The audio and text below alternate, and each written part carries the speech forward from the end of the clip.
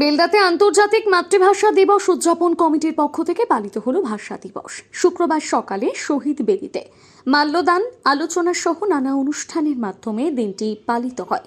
এই অনুষ্ঠান থেকে এদিন 4 জন বিশিষ্ট ব্যক্তিকে 21-এর সম্মান প্রদান করা হয়। পাশাপাশি 21-এ পত্রিকা প্রকাশ করা হয়।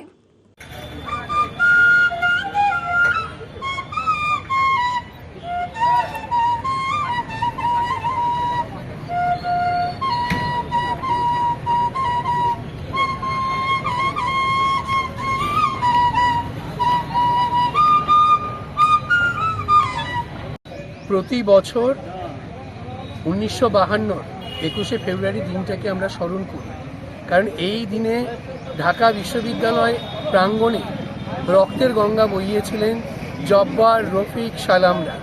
তাঁদের শ্রদ্ধা জানাতে প্রতি বছর আমরা এই মাতৃভাষা দিবস উদযাপন করি এবং 1999 সালে ইউনেস্কো এই দিনটাকে আন্তর্জাতিক মাতৃভাষা দিবস হিসেবে ঘোষণা করে।